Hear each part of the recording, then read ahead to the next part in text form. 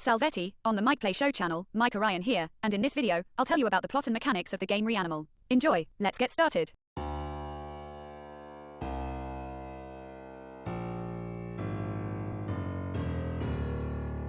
In the game, the brother we play as aims to appease his sister's spirit by showing the horrific deaths of the accomplices. But let's start from the very beginning. What's actually happening in the game? Clearly, the heroes have either ended up in purgatory or in a world reminiscent of nowhere. It's built entirely around the heroes themselves. Our hero wakes up in a boat, as he lives in a similar cycle. He was eaten by a sheep and is ultimately reborn in a boat, like Mono from Little Nightmares. He swims on water that emerged from the well. A direct reference to the heroine's tragedy. He then swims after the red lanterns, the color red representing vengeance and the approaching, inevitable punishment toward which the heroes are heading. That's why the heroine's dress turns red. The victim becomes the executioner. He pulls her from the bottom of the water, that is, from the bottom of the well. She immediately attacks him, as she reflexively remembers that he killed her. But God primarily deprives people of their minds as punishment, so they remember nothing. And she herself doesn't understand why he's dangerous to her. He's a murderer, so the hero can't hold her hand during the game. In Little Nightmares 2, Mono wasn't a traitor. On the contrary, he protected Six. She betrayed him, so he could hold her hand. But the heroine's brother can't. He can carry her, which, incidentally, is what he did after she vomited the sheep, and after he killed her, he dragged her corpse. As they progress through the locations, the brother and sister will find the coffins of their accomplices. He'll encounter the first coffin in the area with the trains. There we see the tragic fate of the girl we first met. She was sacked, tied to a post, and shot, or stabbed with bayonets. Perhaps she was a victim of the repressions in the city when the war began. That's why the heroine was dressed in a sack with a mask. Their clothes and masks are their symbols of death. How they ended their lives. Then the next coffin will be dedicated to the brother himself. When it is opened, we will see the hero hanged by nooses. Perhaps he turned out to be a coward or was also repressed. Then, opening another coffin, we see the fate of another hero. He was simply shot. Apparently, this was the guy who was carried off by the albatross. This hero went to the front and was severely wounded mentally and physically in the war. He was in the hospital, where part of the events describing his nightmare take place. Eventually, he came out of hiding and also died a painful death. The killer's penultimate coffin is that of a chubby boy with a bucket.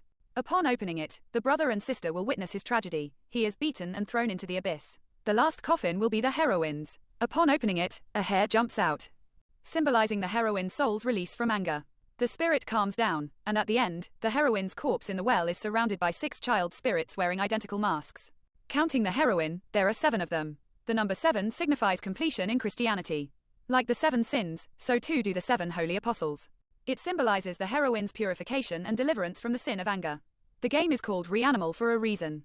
The prefix, re, in Latin means reincarnation, repetition. Thus, the heroine, out of anger, has transformed into a monster, an animal, which, through anger, becomes humanoid. In the game, the lines between the living and the dead, between sea and land, between animals and people, between friendship and betrayal are blurred. Re also signifies the endless cycle that the heroes must break. The symbol of the cycle appears repeatedly throughout the game, for example, in the form of the well itself, the eye, the hole in the hairy monster that creates the clay monsters, and the figures displayed on the computers. Snake-like creatures, which also symbolize the snake endlessly devouring itself. Also, the circles on the corpses we shoot at.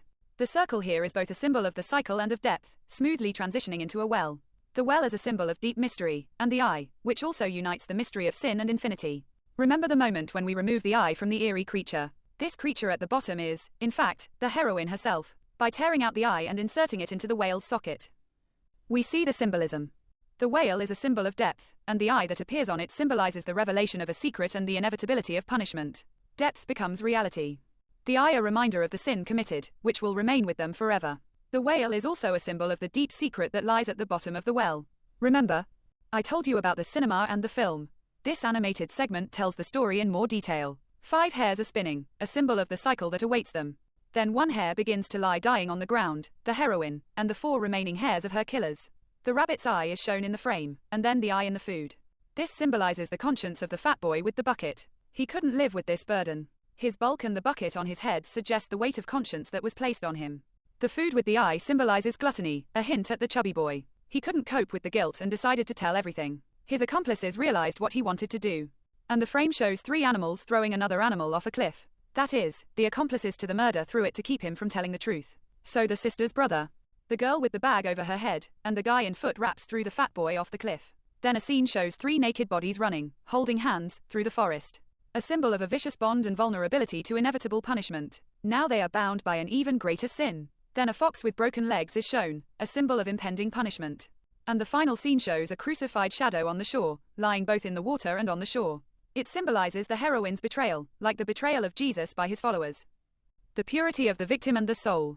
It also symbolizes the connection between the two opposites, death and life, cycle and completion, sea and land, purity and blood, humanity and the animal part. The crucifixion of the body also symbolizes the 4 cardinal directions and the number of murderers, hence the 4 of them, like the cardinal directions. And the shadow symbolizes the inevitability of punishment, the shadow of conscience, the shadow of the man who will wander with them until the end of their days. The girl's shadow and the burning house symbolize a broken family and comfort, as the heroine was betrayed and killed by her own brother. And her shadow in the background symbolizes conscience and the burden they will have to live with for the rest of their days. All this time, the heroine will be guided through this world by her own killer, her closest friend. The executioner and the victim always walk together. In the expansion itself, you'll receive a sheep and a wolf mask.